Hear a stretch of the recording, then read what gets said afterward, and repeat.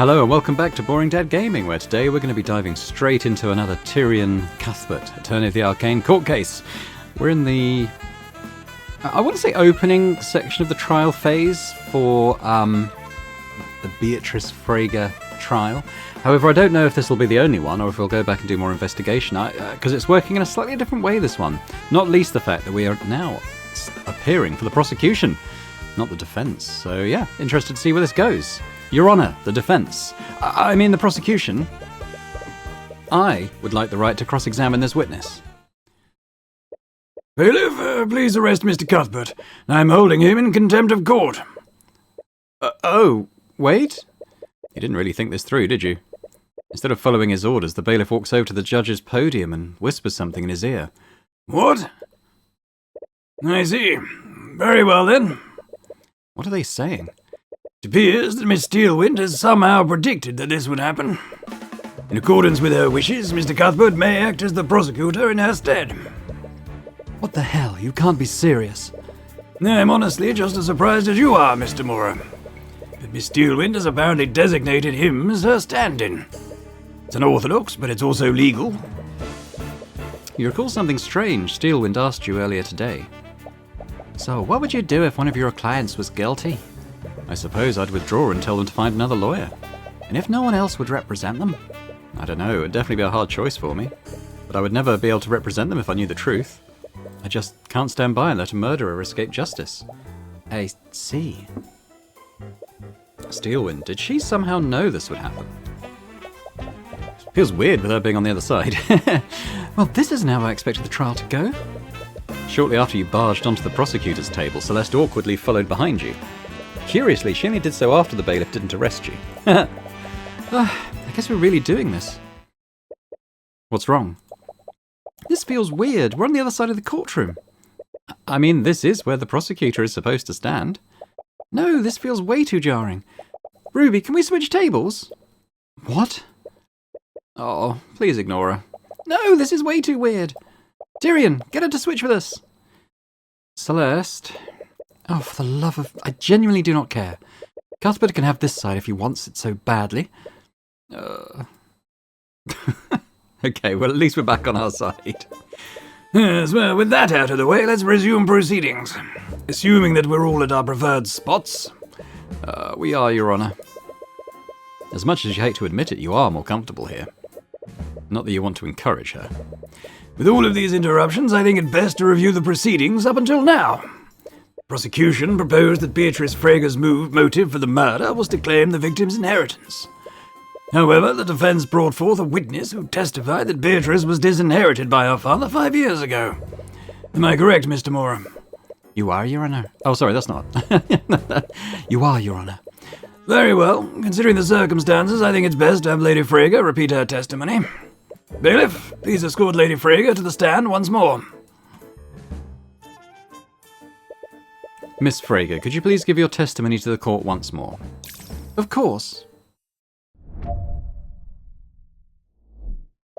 One day, we all woke up and discovered that Beatrice had fled from our home. She left a note for us, and in it she renounced her name and denounced my father. My father later called me and my sister into his study. He told us that he'd completely disowned Beatrice and removed any claim she had to the Frager estate. It was probably a threat to us in case we ever chose to go down the same path she did. He wanted to make an example out of her. This all happened 5 years ago. So your father disinherited Beatrice shortly after her departure? Yes, he did. As such, Beatrice would have no motive to murder her father. Any inheritance she could have received would be long gone by the night of the murder. Is that really true, though? Right, well, let's press all these statements. Let's see what we get. That must have been a surprise for all of you. Did she tell anyone else about her plan? No, she didn't. She left without a word to anyone. She should have spoken with us first. It appears that she's sincere about what she's saying. From what I've heard about your father, I don't find that surprising. That's... It's clear to everyone involved that my client was not treated well by her father. That's what drove her to sacrifice her claim to the Frager estate. My father had many responsibilities. He had much to consider. And that justified his treatment of your sister. Despite being her witness, Mr. Moore really isn't holding back against Miriam. That seems like a drastic reaction to her simply leaving our home. My father and sister already had many disagreements before this. He'd made it clear that he wouldn't tolerate her many acts of insubordination. I imagined that this was the last straw for him. Well, that sounds in character for him. Would William Frege really do something so extreme? Regardless of his personal feelings, House Frege holds a lot of financial and political power. Would he really change his inheritance so haphazardly? That must have been difficult for you and Leif. It was. My father wanted everything to be his way, and anyone who didn't comply was punished. Well, that's a terrible way to treat anyone, much less his own family. If this happened shortly after Beatrice fled, you must have been less than 13 years old at the time. I can't imagine how that must have been. But can we really trust your testimony if you were only a child at the time? I remember it vividly. My father's words, the look on Leif's face when she realized Beatrice was gone. I even remember the way the sun was shining through the window that morning. It was all my fault. I remember that moment with clarity. My father made sure of that. It sounds like a painful memory for her, and she seems to falsely blame herself for what happened. It'd be best not to press her more than necessary. You felt it while you were watching from the gallery. A part of her testimony doesn't match with what you learned from your investigation. Must have been something that Leif told you. Alright, well, let's review what we got from Leif. After his meeting with Beatrice Frege, William Frege retreated into his study and locked himself in. He refused to speak with almost anyone who tried to disturb him. The only person he spoke to was Leif. She told him about... Okay, well, that's related to different stuff, but this... Through Leif's thoughts, you know that he entered the study to make some sort of adjustment to his will.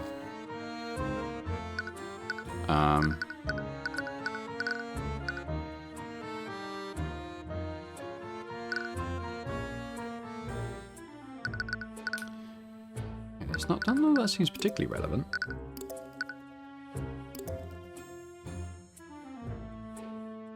Yeah, let's review her statements. One day we will come to a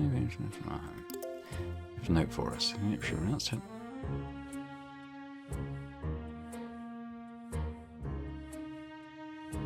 Okay, I'm just wondering about the note because she's blind, right?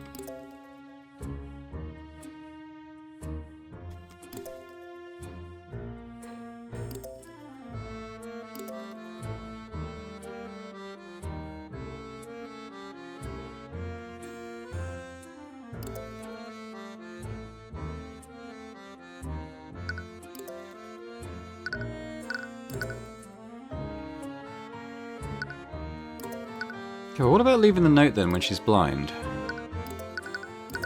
Objection! Okay.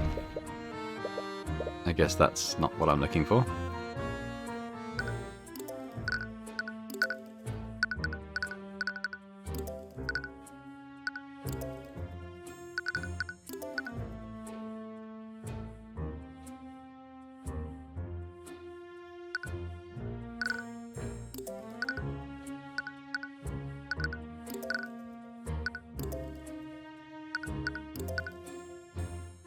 Oh, what about this? Beatrice Frege of hiding.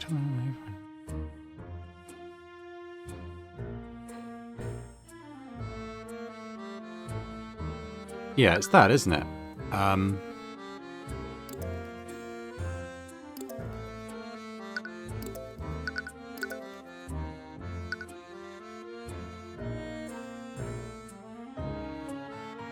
Objection! Miss Frege, it's clear that you're regretful of how your eldest sister was treated. That guilt must have eaten at you for all these years. Cuthbert, I know you don't have a good history with the witness, but you shouldn't rub salt in her wounds. I was merely pointing out the witness's personal connections to the defendant, Mr. Moore. She clearly regrets not standing up for her sister all those years ago. So perhaps she's trying to make up for that. By lying to protect her. Excuse me? I did nothing of the sort. Miss Frege, you testify that your father disinherited Beatrice 5 years ago. However, I have testimony from another witness who spoke with the victim on the night of the murder. After Beatrice's meeting with William Frege, he openly declared that he would be removing her from his will. He even entered his study to draft a new will to reflect that decision. So that raises the following question. Why would the victim need to declare that he was disinheriting the defendant? It doesn't make sense if he'd already disinherited her 5 years ago. Is that so? Well, who did you hear this from? It's clear that they had no understanding of my father's estate. They had no understanding. Miriam, this testimony came directly from your sister, Leif Frege. What? And she should also have been present during the alleged meeting 5 years ago. Well, she must be mistaken then. Objection! Your Honour, how can we trust second-hand testimony from a witness who isn't here? Wouldn't it make more sense to have Leif give her testimony directly?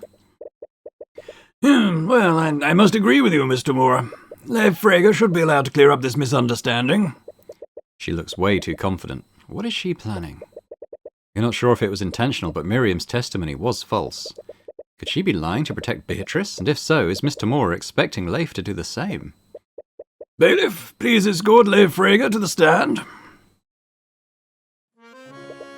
Miss Frege, when we spoke earlier, you mentioned that your father decided to disinherit Beatrice.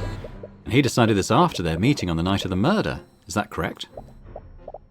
Yes, I did say that.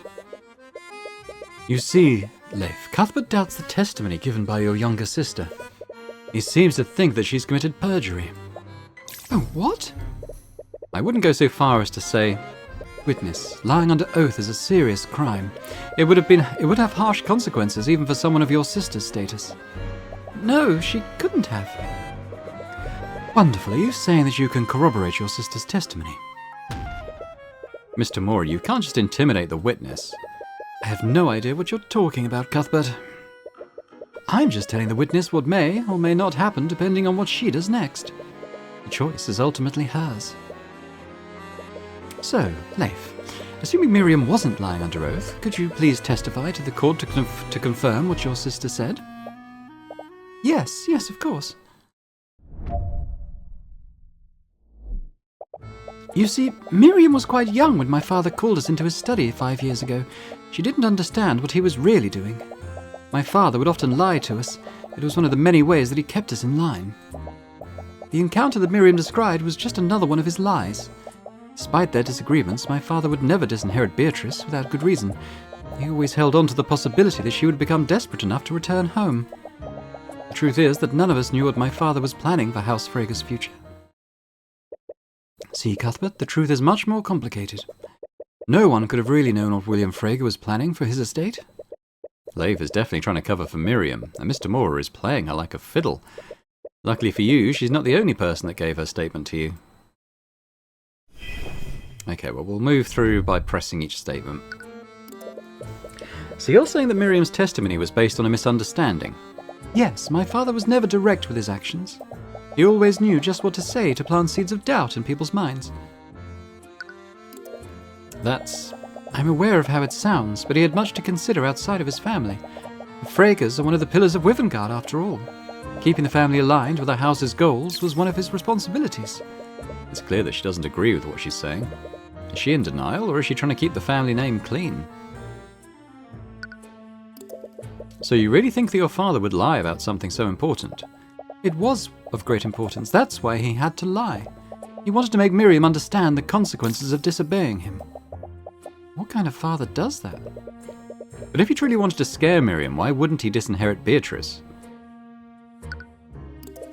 Even after she renounced her name and denounced him? My father was always more pragmatic than vengeful. I imagine that he expected her to fail on her own, and if she ever came back, she would be forced to rely on him. If he could make someone like Beatrice feel powerless, he could get the rest of us to fall into line. Looking back, I suppose that's all we ever were to him. Assets to be appraised and traded. You hear a bit of resentment in her voice. If that were true, why would he tell you that he was disinheriting Beatrice? Perhaps it was a warning.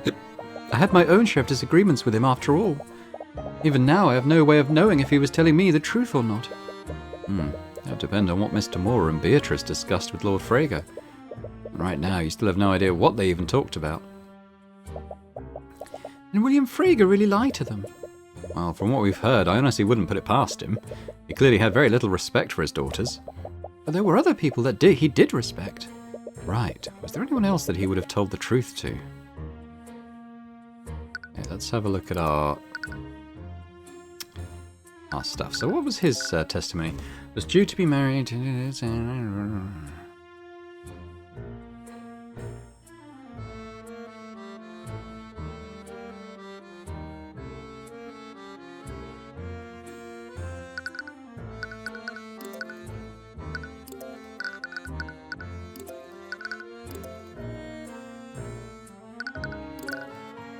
Okay, let's see if there's anything in her statement that kind of goes on to that matter.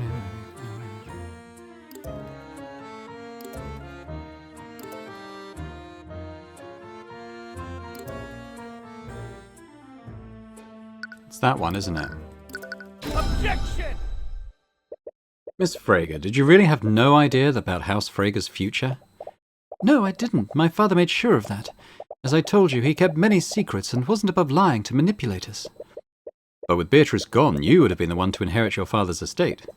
Would you really be ignorant of your father's plans for House Frager? Unfortunately for you, I don't think you'd be that careless. In fact, I have it on good authority that you knew exactly how William's inheritance would be divided before that night. What? Leif, according to Lloyd von Sanctus, you were arranged into a diplomatic marriage with his son. You expressed resistance to this arrangement, am I correct? I have no reason to comment on that matter. Cuthbert, the witness's personal matters are hardly any of our business. Yes, I must ask that you keep this discussion relevant to the case. Your Honour, Leif's resistance to this marriage is exactly how I know that her testimony is false. She was extremely averse to this marriage, and because of that she made sure to know every detail about how it would affect her and her house. And that includes how House Frager would be inherited by her future husband. So that raises the question, Leif. If you already knew the intricate details of this marriage, why would your father tell you that he was disinheriting your sister? That statement would only make sense if Beatrice was already in his will beforehand. That would render Miriam's testimony false and constitute a motive for the defendant. Objection! You present a decent argument, Cuthbert, but your claims rely on one assumption. And what assumption would that be, Mr. Mora? Even if he was lying, the victim declared that he was revoking Beatrice's inheritance. She must have already been named in the will previously, otherwise there would have been no need for him to say that. It wouldn't make any sense otherwise. And that's where your assumption is. You're assuming that William Frager was acting logically. What are you talking about? It's clear that William Frager was extremely controlling of his daughters. By your own admission, Leif Frager was resistant to the marriage arranged by her father. In addition to that, a few months ago, Miriam Frager found herself wrapped in controversy regarding the Nightgrave trial. And finally, to make matters worse, Beatrice Frager, the prodigal child, finally returned and made a public appearance during the Lord's Ball. What are you trying to insinuate? In his eyes, William Frager's ability to keep his daughters in line was clearly weakening. He must have gotten desperate and made a grand declaration in a feeble attempt to scare you, Leif. Even if that declaration was clearly inconsistent. But he wouldn't. Your ability to remember must be muddled by the shock of your father's death. His statement couldn't have possibly been true. If by some chance it were true, that would make you guilty of perjury. Or perhaps it was Miriam that was lying in her testimony. If your father's statement were true, the court might be inclined to investigate her for lying on the stand. Mr. Mora, are you threatening her? As I said before, I am merely stating the facts. The witness is free to act as she sees fit. I'm just asking her to consider the potential consequences of what she says next. What did I do? Damn it, she's pressuring Leif to side with her. She's clearly conflicted though. Isn't there anything you can do? You feel a sense of clarity when you look at her. Is the Eye of Horus reacting to her stress? You wonder. I'm sorry, I need time to think. Please don't stare at me like that, Mr. Cuthbert. Wait a minute. No, wait. It's too late. Naught can remain concealed. Empowered Eye. You did it. You activated the Empowered Eye. There has to be something in her mind you can use. The state of her father's inheritance is the backbone of your case. Is there anything in her mind that can definitively prove what was on his will?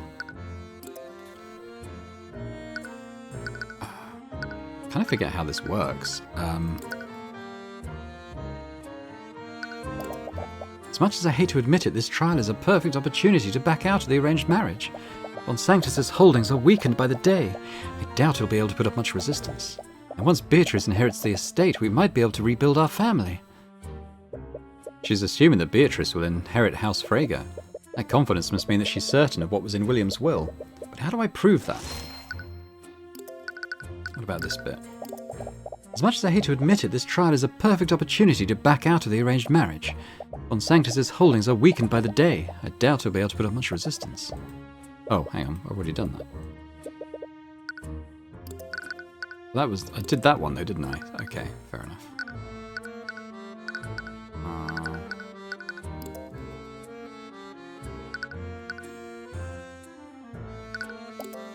Beatrice, after all these years, you've finally returned.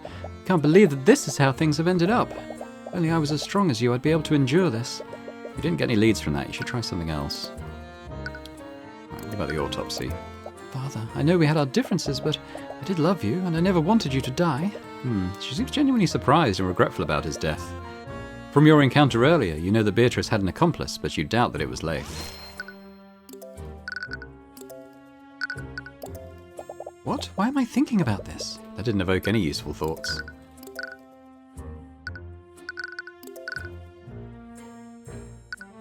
Method of entry?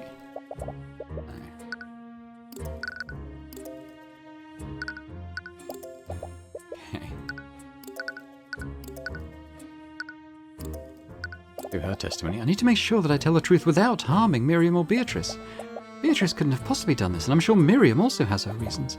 They couldn't rely on me back then, but they can now. Okay, fine.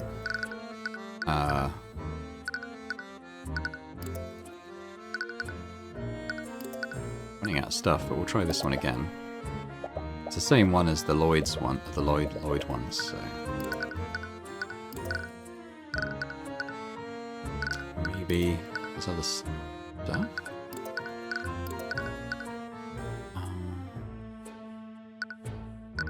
Do Miriam?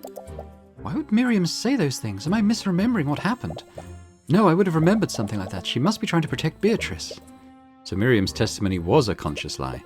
Beatrice's inheritance wasn't revoked until the night of the murder. Okay, well, let's do another profile. What about Beatrice then? Beatrice. Okay, no, we've done that one. Dad? She's done that one. The monkey.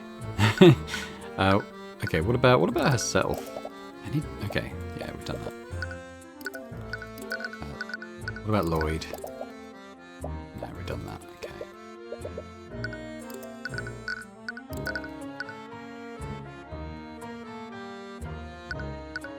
What about the monkey? Why am I thinking about this? What was Tamora? Ruby Tamora, I've heard stories about her. Never expected Beatrice to hire someone like her. I wonder if she'll be at the will reading tomorrow. A will reading? She must be talking about William Frager's will. I believe you've had enough time for deliberation, Mr. Cuthbert. Are you able to prove the defendant's motive or not? I'm not, Your Honour. At least not yet. It's clear we won't get anywhere until we confirm the state of William Frager's will. And we can easily confirm that tomorrow morning, when William Frager's will is read to his family. How did you... Yeah, I see. Once his will is read, it will become public record. I suppose I have no choice but to suspend this trial until such time that William Frager's will is read. Objection! This is ludicrous. The case against my client is completely outrageous. We spend the entire court proceedings arguing if her motive even exists. The prosecution has very little evidence that physically implicates my client. Miss Tamora, you clearly don't believe that the defendant had anything to do with the murder. Of course I don't. She's completely innocent. Well, if your client didn't murder the victim, who did? You sneaky little... Your Honour, with no other suspects, are you in a position to pass a verdict? No, I am not. Mr. Cuthbert is correct. The court does not have enough information to pass a verdict. Till the Inquisition has time to investigate these new developments, I will be suspending today's trial. We will resume the trial tomorrow afternoon. Court is adjourned.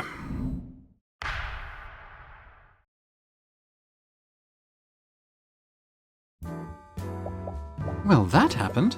Sorry, I kind of acted without thinking. But out of everything that happened today, I can't believe that Steelwind somehow knew you would do that. Right, that is strange. Did she seriously predict what I'd do off that one conversation? Considering how things turned out, you'd suppose she was right on the mark. That was still a big leap of faith. Anyway, we have some time to ourselves.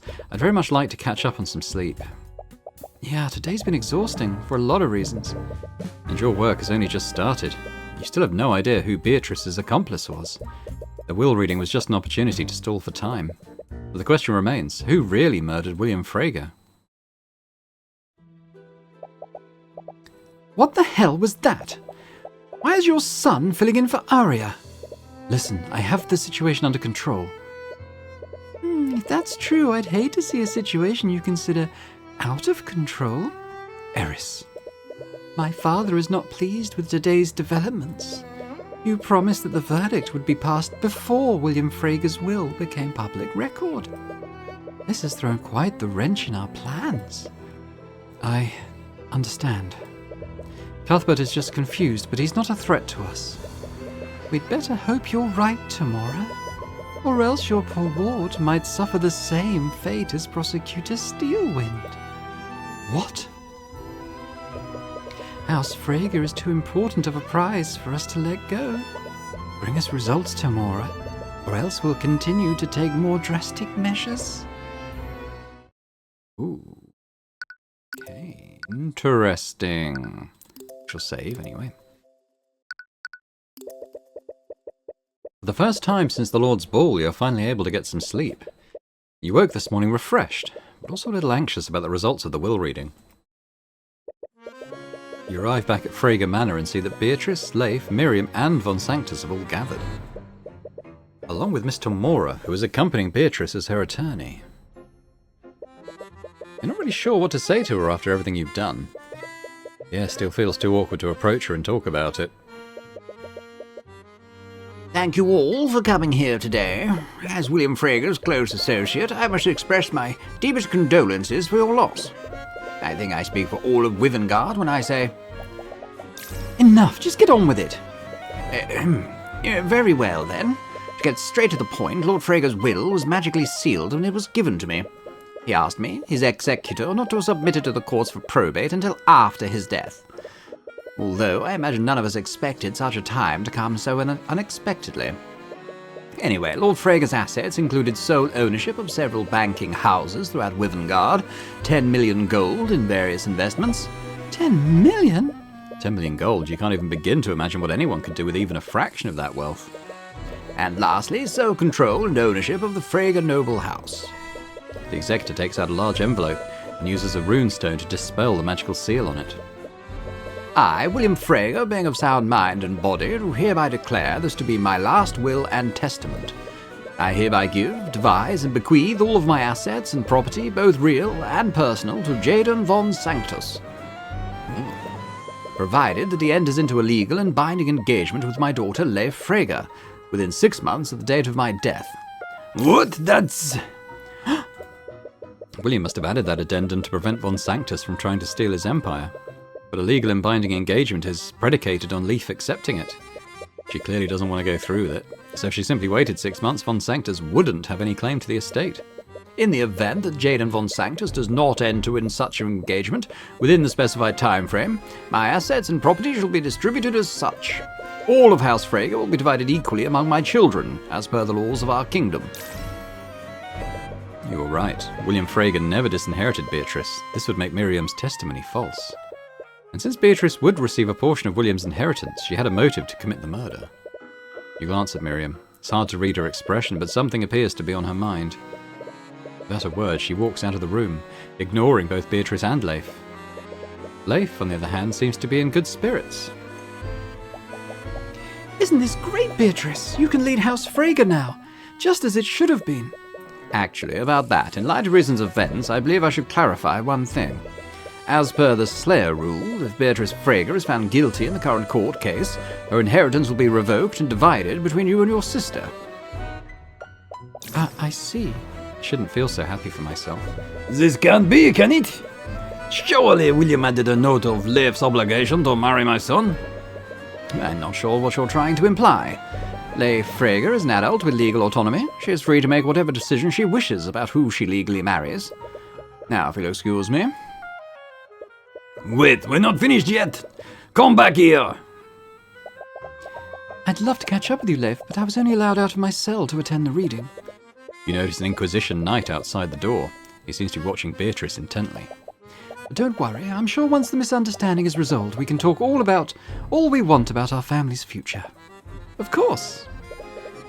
A group of knights leading Beatrice out of the manor, and Leif follows after them, leaving you and Celeste alone with Miss Tamora.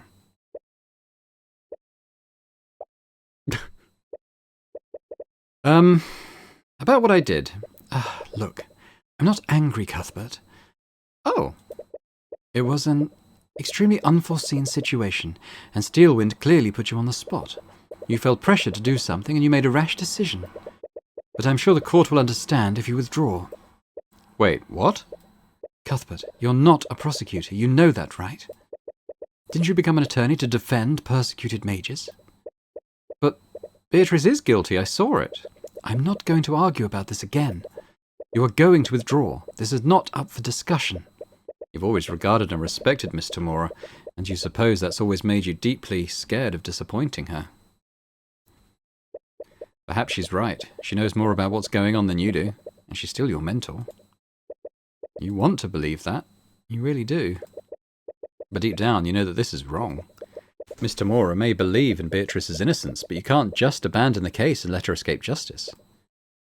Your hands are trembling. Why are you so scared right now? You know what you have to say, but the words won't leave your mouth. From behind you, you feel Celeste hold your trembling hand. It's warm and comforting. It's that same sensation you felt back then. Somehow you can feel it through her hand. It's as if she's silently telling you that you know what you have to do. Your anxiety fades and you take a deep breath.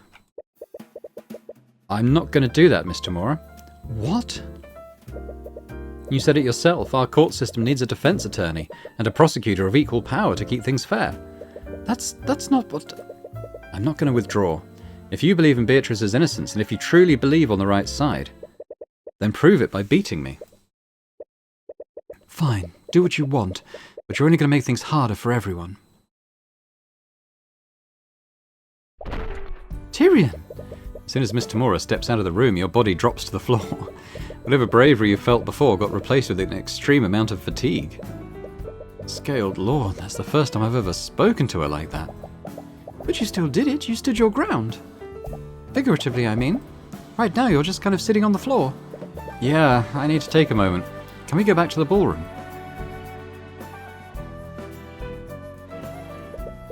You return to the ballroom and take a moment to recover.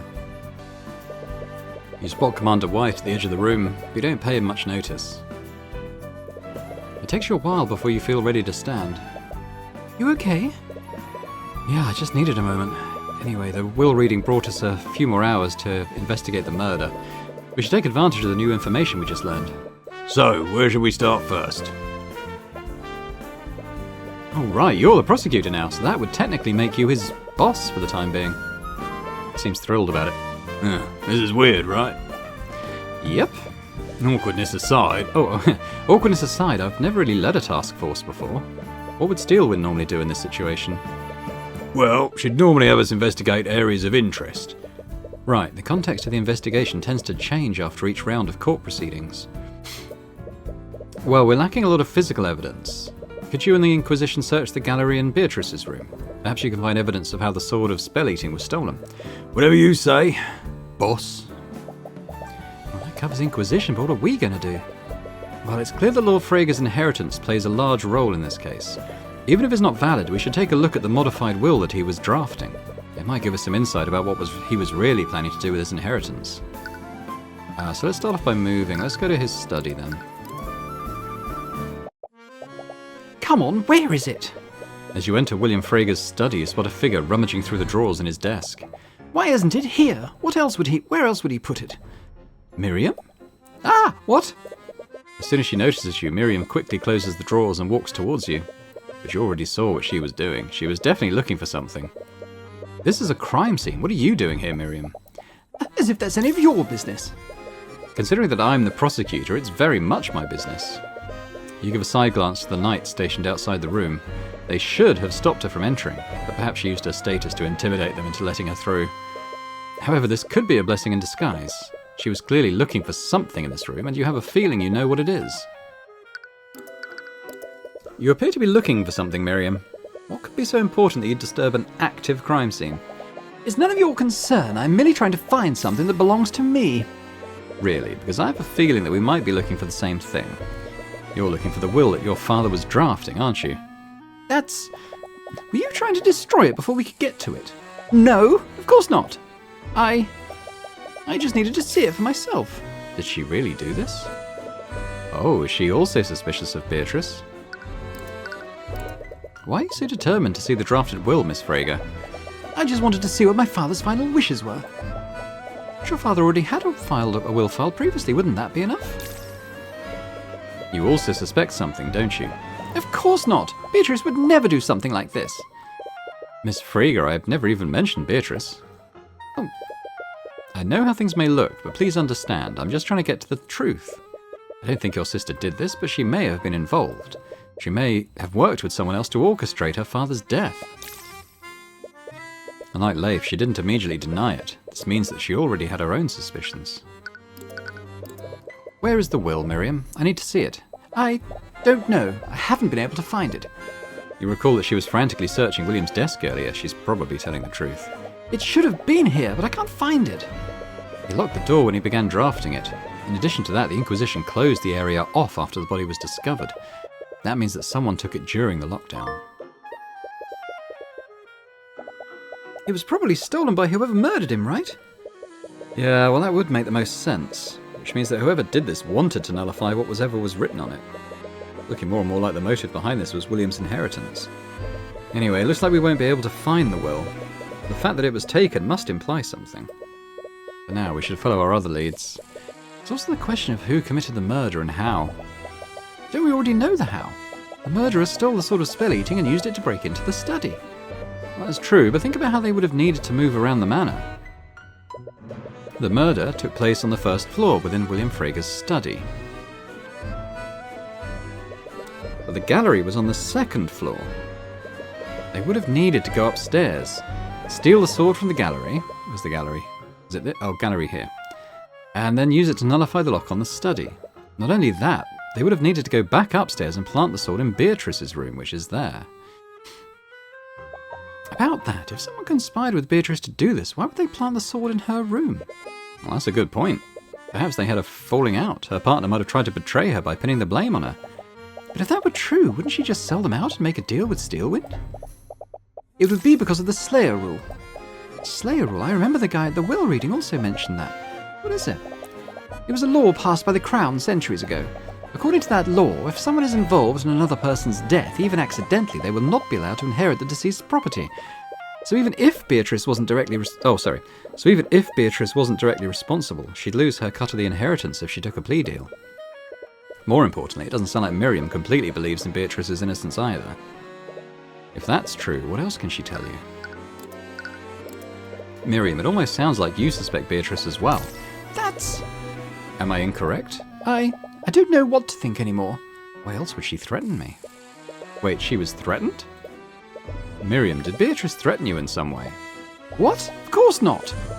Your testimony yesterday was quite convenient for the defense. It almost got the whole case thrown out.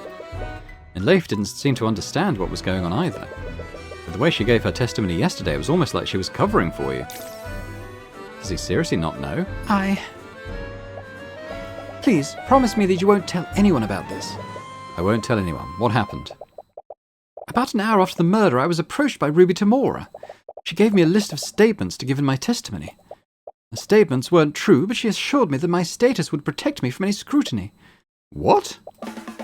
She had information that I tried to keep secret, and she threatened to make it public unless I cooperated with her. No, she would never do that. I'm telling the truth. Please, you can't tell Tamora that I told you. She'll ruin me. The eye shows that her fear is genuine. She's not lying. Seen that woman do all kinds of shady shit in the cases I've worked. Forgery, bribery, blackmail, you name it. I bet you're just the same, successor for the devil of defense attorneys. The rumours, they can't be true. You refuse to believe it. Hey, Tyrion, are you okay? Now is not the time to doubt yourself. There's too much at stake right now. And you have a job to do. We should check on Commander White. He might have found something. Okay. Just don't push yourself, alright? Yeah, You'll have plenty of time to think about this later. Okay. I want to examine the room a bit more, though. Let's do detect magic again. So, it is just that illusion thing. It's a fireplace. William must have used this to keep warm during the winter. I just wonder if someone burned the will, you know? Several books. Can I just examine stuff again? We saw this before. Could have a safe behind it. We had that conversation already.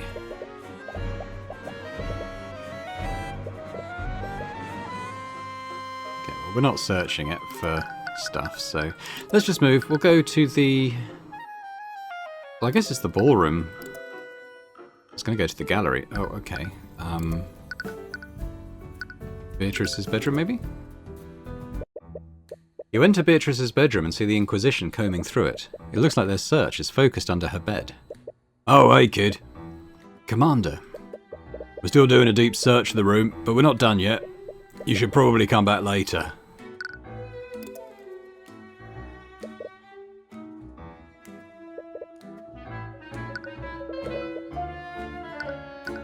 Stuff we'd seen before. Her sword's obviously not there. Where do we go next? The sitting room, I suppose? As you move around the manor, you peek into the sitting room to see if Von Sanctus is still there. Hello? You don't see him there, but you spot another individual. I reckon this is Lucius Steelwind, or whatever his name was. Lucius? Wow. It looks like a Viking. He's calmly reading some sort of book, but you can feel a menacing aura emanating from him.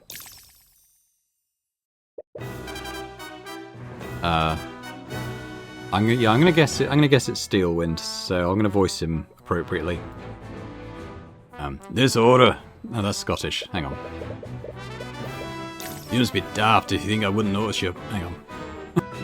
You must be daft if you think I wouldn't notice your presence. What? Did he not notice you? You barely entered the room. Before you have a chance to respond, the man pulls out his great axe and rushes towards you. Wait! You bring up your arms to block his blow, but in hindsight, that probably won't do much against an axe that large. Protagus! You open your eyes. Celeste is now standing between you and the axe-wielding maniac. You're not sure what happened, but it looks like she knocked him several feet backwards. Oh, it's you too. What the hell was that? You could have killed him. He shouldn't have snuck up on me like that. I almost cleared him in two. Tyrion didn't do anything wrong. Who the hell do you think you are? I am Lord Lucius Steelwind, Grand General of the Wyvern military forces. He's kind of going a bit Scottish. Maybe he's just going to be Scottish. I am Lord Lucius Steelwind, Grand General of the Wyvern military forces. Thought he was. So this is Prosecutor Steelwind's father. They do share the same intimidating stare. Although, he's not the most menacing person in the room right now. Celeste, it's fine. I'm not hurt. She looks more than irate right now, but she begrudgingly sheathes her sword. Anyway, Lord Steelwind was one of the people with the motive to murder William Frager. And as a fellow head of a pillar house, he might have some information about William and his affairs. If looks could kill. McCoy, one might misinterpret that look of yours as murderous intent. Oh, guess you do have some battle instincts after all. I honestly wasn't sure, since you obviously have a silver spoon stuck up your... Celeste! Such a lack of respect and discipline. If you were one of my soldiers, I'd have you hanged. If I was one of your soldiers, I'd hang myself. Okay, let's try and all stay civil here. Lord Steelwind, you were at the Lord's ball when the murder occurred. Am I correct? I was. Do you mind if I ask you some questions about what you saw that night? If that's okay with you. I suppose I must oblige, considering that my daughter has so unceremoniously thrust the responsibilities onto you. Okay. I'm sorry about what happened to your daughter. I'm sure that you're very worried. It's her own fault for exerting herself despite her injuries. Even the bravest warrior knows when to stay off the battlefield. How can you say that? Your daughter was trying to do the right thing. By prosecuting the heiress of House Frager. She had very little evidence to substantiate a conviction. If she wanted to strike a blow on her rival house, she could have been certain that her enemy would fall. But no, Beatrice Freyger is found innocent. Any hopes of an alliance between House Freyger and House Dalewind will be completely annihilated. Okay. Alliance. It's clear that he and the prosecutor have vastly different priorities. Where were you throughout the night, Lord Steelwind? Nice old gatherings like that are a complete waste of time. I was in the room, but then I received word that Lord Freyger's lost heiress had made an unexpected appearance. She was supposedly speaking with the Crown Prince, so I made my way to the ballroom. Did you speak with him at any point? No, I kept my distance and stayed near the Kingsguard. I needed to make sure she wouldn't try anything. Who? Was this because you were wary of Beatrice Freyger? Aye, I was. Crown Prince has always been a bleeding heart, and the Freygers are trained to sharpen their tongue from birth. I needed to make sure that she wouldn't try to interfere with his engagement. You were worried that she was going to try to take Asta back? I was, but it was clear that wasn't her intention. But you did overhear the conversation. What were they talking about? Their conversation was completely inane. It was all just small talk. Lady Freyger spent most of her time playing with Prince Alaric. Right, Asta's younger brother was there too. You know that Beatrice had some role in the murder, even if she wasn't directly responsible. Did she have some unknown goal by speaking with Asta and his brother? You went to the ballroom when you heard that Beatrice had returned. Was this before or after the lockdown? It was before the lockdown. Sounds about right. This means that she was accounted for before the theft was reported. And did you see her leave at any point? No, she spoke with the two princes for quite a while. She didn't leave their side until she was arrested for Lord Freyger's murder. What? That means she was accounted for the entire night.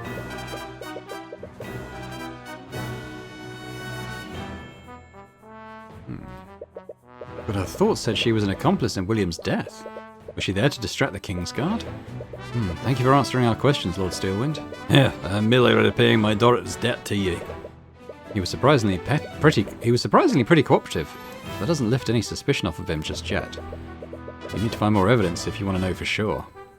Anyway, we should probably move somewhere else. Yeah, okay. McCoy. What? Your spellcasting is undisciplined, but your battle stance and reflexes are commendable. You have my respect as a warrior. Oh, as if that means anything coming from you. Yeah, what an undisciplined and defiant brat. Okay, well, we're done with him, aren't we? Maybe if we go back to the bedroom, they're ready to talk. Keep it in that corner. Don't let it get away. Get away from him! As you enter Beatrice's room, you see the Inquisition cornering something near the back of the room. Oh, it's some sort of animal. A wolf, to be exact. Oh, we saw the wolf at the ball.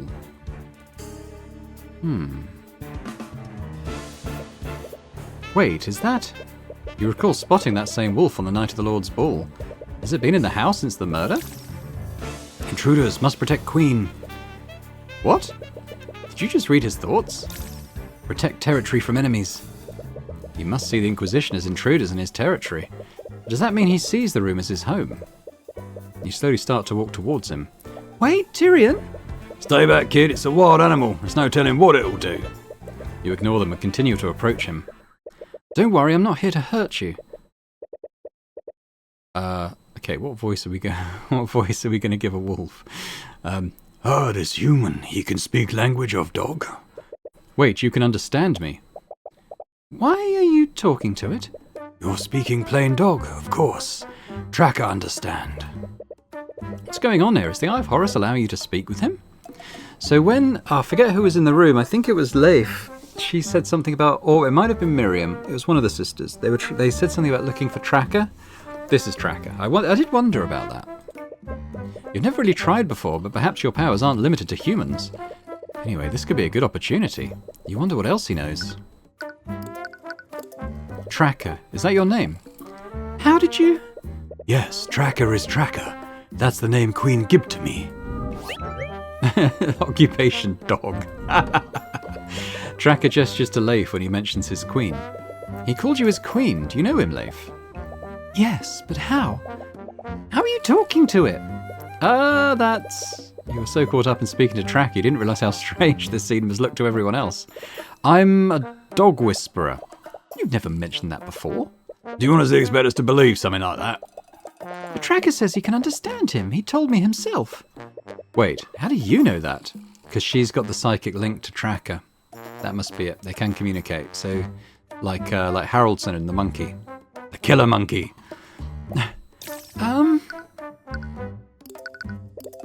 So, Leif, how are you able to communicate with Tracker? I suppose there's no sense in hiding it anymore. Tracker is my familiar. Familiar, so it's the same magical bond Harold has with his monkey. You recall that this familial bond spell allows the caster to telepathically speak with their familiar. That must be how she's speaking to him. You never mentioned him during questioning. It wasn't relevant to the investigation. And I've been keeping him a secret from my family. I suppose that makes sense. I doubt William would have allowed you to keep an animal in his home. Well, I don't appreciate you keeping his info from us. But it doesn't look like anyone got hurt. And aside from this dog, we haven't really found anything new. Damn it, they didn't find any more physical evidence of the theft. Looks like you've run into another dead end. Unless... Tracker, I saw you on the night of the murder. What? Tracker! Ruh-roh. Maybe I should voice him like Scooby-Doo. Ruh-roh. He's supposed to stay in this room. Wait, is that why you won't allow the servants to enter it? I didn't want to keep him in Beatrice's room, but he was very insistent that he stay here. Tracker likes the ambience. Right. Wait, if you live in this room, did you see who brought the sword of spell eating here? I already asked him about that, but he didn't see anyone. He must have been taking a nap. Either that or he was roaming outside, even though I told him to stay here. Damn it. Tracker see a lot of other things, though. Tracker see many people that night. Right, he was roaming the manor during the Lord's Ball. He must have seen a lot of new people. Wait, if he was walking around, he might have seen something that the Inquisition doesn't know about.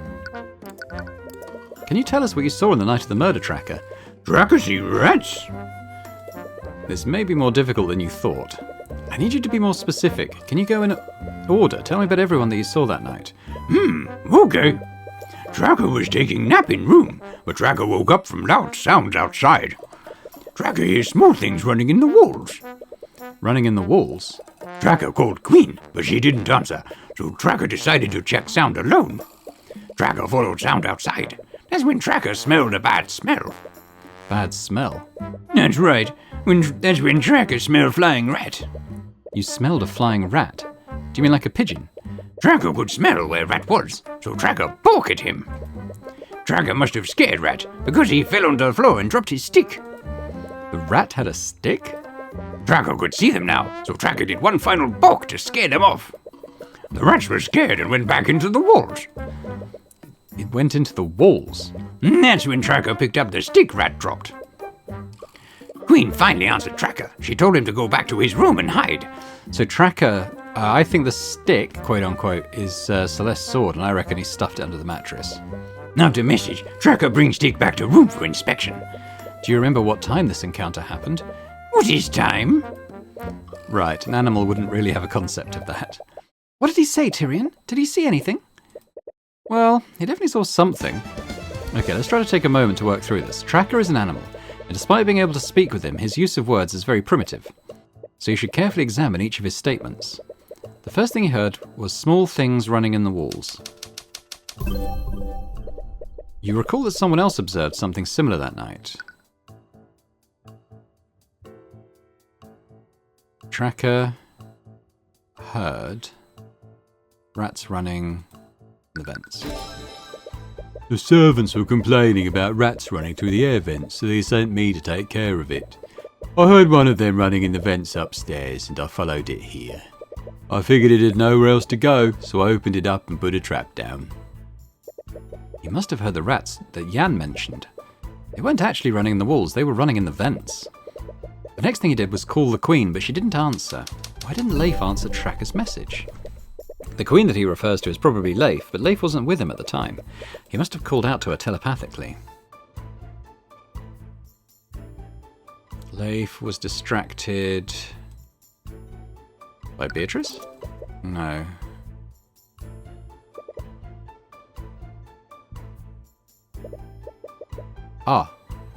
The familial bond was nullified by anti-magic field. Leif didn't respond because she never got Tracker's message. The telepathic capabilities granted by familial bond were disabled by the anti-magic field, which means that this encounter happened during the lockdown. That covers his first two statements, but you're not really sure what to make of the flying rat he saw. Tracker, why did you refer to the rat as flying? Because rats don't usually jump and fly. Yes, I got that. Is it possible that what you saw wasn't really a rat? Rats are rats. They're small things that run and hide. So rat is a general term for him. He uses it to refer to small animals that are acting suspiciously. Anyway, with everything you know now, his last statement does make sense. Why did Tracker finally hear Leif? He said the Queen finally answered him, and this happened after he picked up the stick.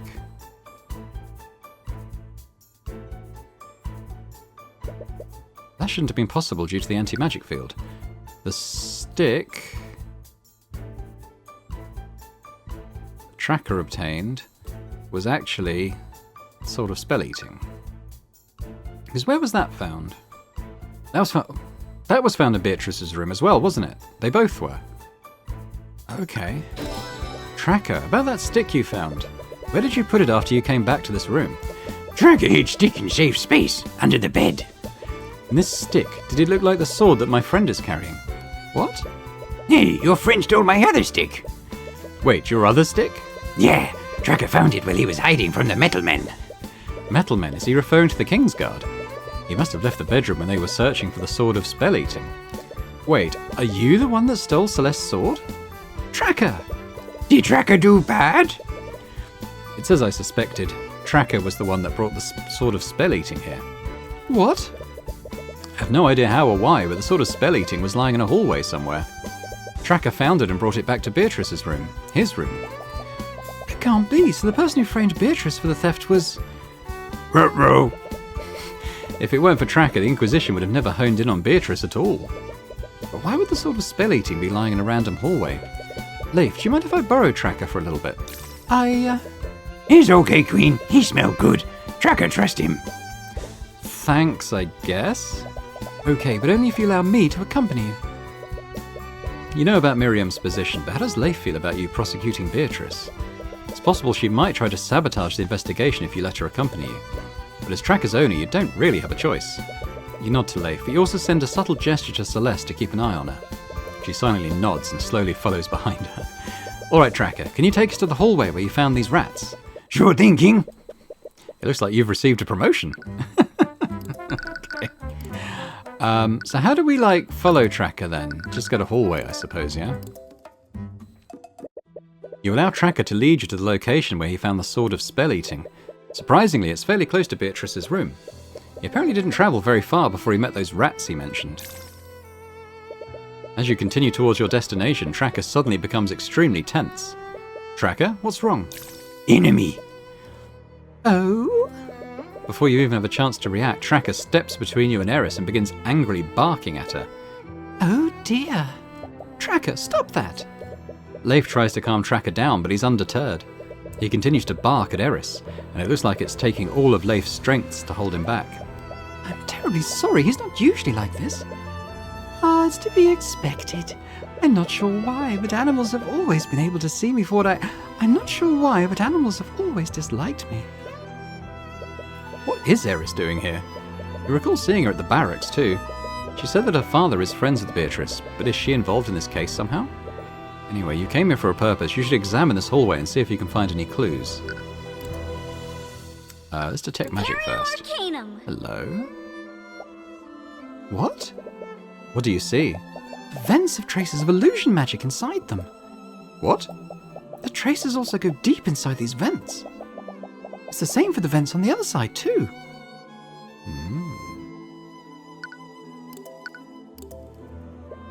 There's an air vent over here. It appears to go from the ceiling to the ground floor. Is this where that rat escaped to, Tracker? That's where the jumping rat went. I thought you said it was a flying rat. Tracker see that too. Okay, it would probably be better just to move on. Anyway, where did this rat come from? Rat come out the other wall. Do you mean the vent on the opposite side? Yeah. Tracker saw flying rat escape that way. What's this rat doing here in the first place? Why would there be traces of illusion magic inside the vents? What spell could have possibly left those traces? As I told you many months ago, illusion spells tend to do one of two things. They either create freestanding illusions or they can disguise an existing creature. I doubt someone created a small freestanding illusion in the vents, so a disguised creature must have been inside these vents at some point. But these vents are tiny, no one would be able to fit inside them. Draco could see them now, so Draco did one final poke to scare them off. The rats were scared and went back into the walls. But a rat would be able to fit in these vents. Well, yeah, I guess that'd be true. But that would mean that rat had an illusion spell active on it at the time. Well, it's not only that. He said that the Queen finally answered him, and this happened after he picked up a stick. That shouldn't have been possible because of the anti-magic field. Tracker saw this rat during the lockdown. They would have been inside the anti-magic field created by the lockdown. There can only be one way the rat could have an illusion spell active on it. Wait, you can't mean... That rat was holding the sword of spell eating. Okay. What? How is that possible? The rat wouldn't have the strength or hands to carry the sword. Tracker's vocabulary is primitive and limited. He uses the word rat to describe small creatures that hide and act suspiciously. But even if it wasn't an actual rat, it still couldn't have been a human, right? You're right, it would have to have been a small animal. A small animal with the strength and dexterity to traverse a small air vent while holding a sword. Sorry, but I really have to ask, is that a monkey riding on your back? Yes, this is my familiar Eugene. No, are you serious? Well, we know that Harold had a motive to kill William Frager. He was planning to defund the Haraldson Hall of History. They had an argument that night, and that's when William Frager decided he was going to defund Harold's museums. He must have struck a deal with Beatrice. And with Beatrice's portion of House Frager, she could have easily kept his museums funded. He could have faked the robbery and sent his familiar to murder William. I can't believe this. And there's something else that Tracker said. Draco could smell where Rat was, so Draco poke at him. Draco must have scared Rat, because he fell onto the floor and dropped his stick. The rat had a stick? Tracker, you said you had to smell to see where the rat was. And when he dropped his stick, you were finally able to see him. Does that mean you couldn't visually see him before he fell down? Yeah. Draco couldn't see Rat with his eyes, so Draco used his nose to see it. The monkey was invisible. No one would have noticed a small invisible animal. In addition to that, he moved through the air vents. Eugene would have been nearly undetectable that night. Beatrice is a master of illusion magic, so it's possible that she cast invisibility on Eugene. See, it was the monkey! I've been saying this for about 3 episodes. And then there's the position of this air vent. I mean, it's possible it wasn't the monkey. If Tyrion is coming to this conclusion this soon, it's possible something else happened. We're currently in the hallway just north of Beatrice's room.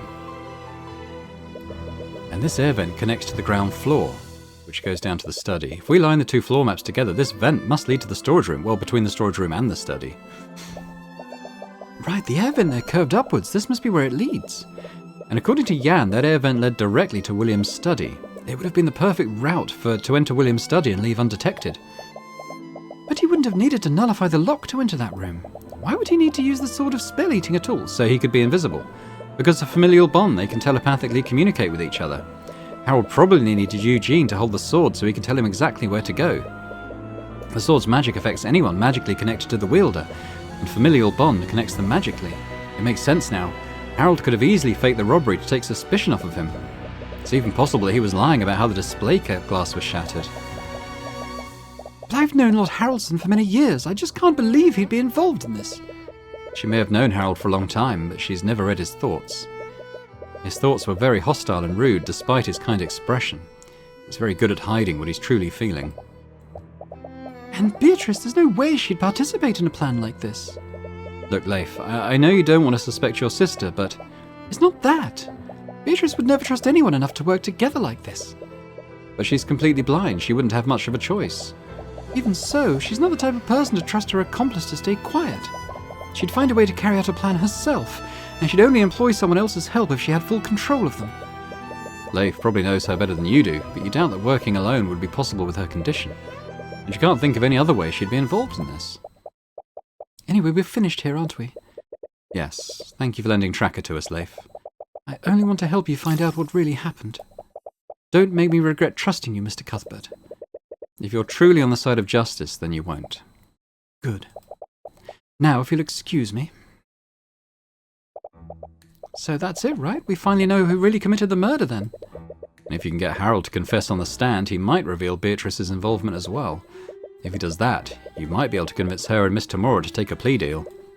Although, knowing Miss Tamora, that will be easier said than done. Anyway, this is definitely the lead that we've been looking for. But is it really enough? We still don't have any physical evidence. Well, it'll have to do for now. We're running out of time. We'll just have to call Harold to the stand to testify about what he did that night. If I can push him far enough, I might be able to catch him lying. But you doubt it will be that easy. He has a good poker face. Just how much will he be able to hide his true thoughts? I already gave my statement to the Inquisition. Is my testimony really necessary? Sorry, old-timer. My orders come straight from the prosecutor. We're going to need you on the stand today. I understand. I'll do what I can to help. Okay, save progress. And I think we'll leave it there for today. When we come back, we'll be going into the second trial phase, which is the way these episodes have gone so far. I think will be the final part of the case. We shall see. I'm not surprised that we've landed on the monkey as being the possible suspect.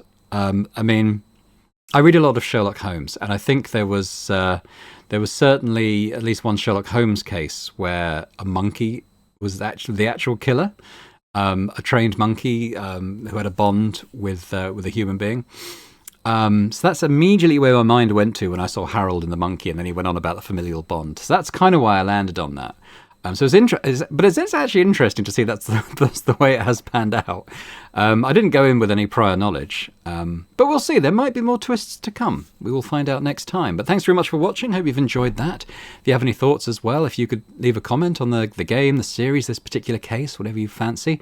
Always good to read your opinions. And, if you enjoyed this episode, as I hope you did, if you can hit that thumbs up button, that as well is always appreciated. And, if you're watching this and haven't yet subscribed to the channel, it would be amazing if you could. So thanks very much, and I hope to see you next time. Bye for now.